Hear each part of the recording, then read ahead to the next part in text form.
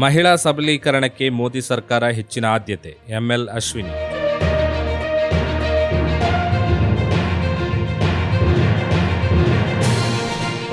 ಕೇಂದ್ರ ಸರ್ಕಾರ ಜಾರಿಗೆ ತಂದ ಆರ್ಥಿಕ ಸುಧಾರಣೆಗಳು ಮಹಿಳೆಯರ ಆರ್ಥಿಕ ಸ್ವಾವಲಂಬನೆಗೆ ಉತ್ತೇಜನ ನೀಡಿವೆ ಹಾಗೂ ಪ್ರಧಾನಿ ನರೇಂದ್ರ ಮೋದಿ ಅವರ ನೇತೃತ್ವದ ಸರ್ಕಾರ ಮಹಿಳಾ ಸಬಲೀಕರಣಕ್ಕೆ ಹೆಚ್ಚಿನ ಪ್ರಾಮುಖ್ಯತೆಯನ್ನು ನೀಡುತ್ತಿದೆ ಎಂದು ಬಿಜೆಪಿ ಕಾಸರಗೋಡು ಜಿಲ್ಲಾಧ್ಯಕ್ಷೆ ಎಂಎಲ್ ಅಶ್ವಿನಿ ಹೇಳಿದರು.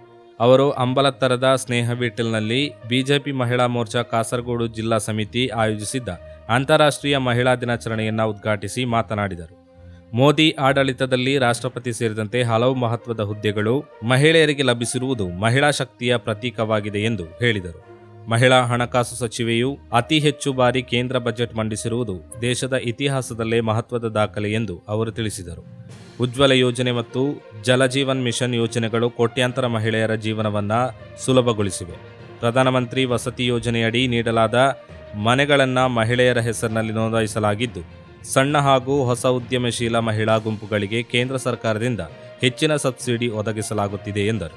ಕಾರ್ಯಕ್ರಮದಲ್ಲಿ ಸ್ನೇಹವೀಟಿನ ಉದ್ಯೋಗಿ ಹಾಗೂ ದಿವ್ಯಾಂಗ ಸದಸ್ಯೆ ಮುನ್ನೀಸಾ, ಟೆಕ್ವಾಂಡೋ ರಾಷ್ಟ್ರೀಯ ಪದಕ ವಿಜೇತೆ ಮತ್ತು ಕಣ್ಣೂರು ವಿಶ್ವವಿದ್ಯಾಲಯ ತಂಡದ ತರಬೇತುದಾರಿ ಸ್ನೇಹ ಕೆ, ದಿವ್ಯಾಂಗರ ತಾಯಂದಿರು ಹಾಗೂ ಸಮಾಜ ಸೇವಕರನ್ನ ಸನ್ಮಾನಿಸಲಾಯಿತು. ಪೆರಿಯಾದ ಬ್ಲಾಕ್ ಕುಟುಂಬ ಆರೋಗ್ಯ ಕೇಂದ್ರದ ಆರೋಗ್ಯ ನಿರೀಕ್ಷಕ ಅಶೋಕನ್ ಎಂವಿ ಅವರು ಸಣ್ಣ ಧ್ಯಾನಗಳ ಮಹತ್ವ ಮತ್ತು ಮಹಿಳೆಯರ ಸ್ವರಕ್ಷಣಾ ವಿಧಾನಗಳ ಕುರಿತು ತರಗತಿ ನಡೆಸಿದರು. ಮಹಿಳಾ ಮೋರ್ಚಾ ಕಾಸರಗೋಡು ಜಿಲ್ಲಾಧ್ಯಕ್ಷೆ ಕೆಎಸ್ ರಮಣಿ ಅಧ್ಯಕ್ಷತೆ ವಹಿಸಿದ್ದರು.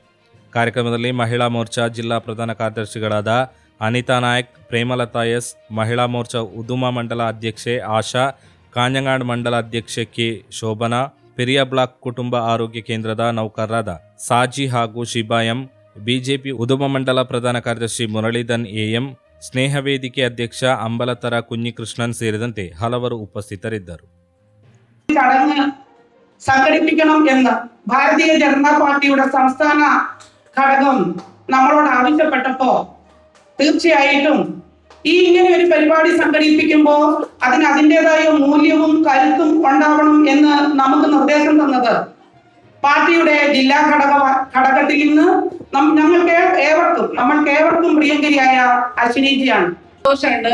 ഇത്രയും നല്ല ഒരു പുണ്യസ്ഥലത്ത് എത്തി മഹിളാ മോർച്ചക്ക് എത്തിപ്പെടാൻ പറ്റതില് ആദ്യമായി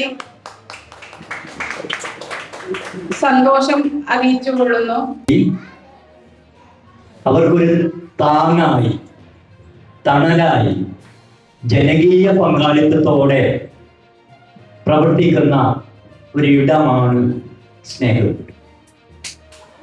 എൻഡോസൾഫാൻ വിരുദ്ധ സമരത്തിന്റെ പോരാട്ട വഴിയിൽ ഇങ്ങോട്ട് വന്നിട്ടായിട്ട് ഇവിടുത്തെ ദിവ്യാംഗമായിട്ടുള്ള കുട്ടികളെ അമ്മമാർ ആദരിക്കാൻ വേണ്ടിയിട്ടാണ് ഇവർ ഒരു സ്റ്റെപ്പ് ഫോർവേഡ് വെച്ചിട്ടായിട്ട് ഇന്ന് ഈ പ്രോഗ്രാം ഓർഗനൈസ് ചെയ്തിട്ടുള്ളത്.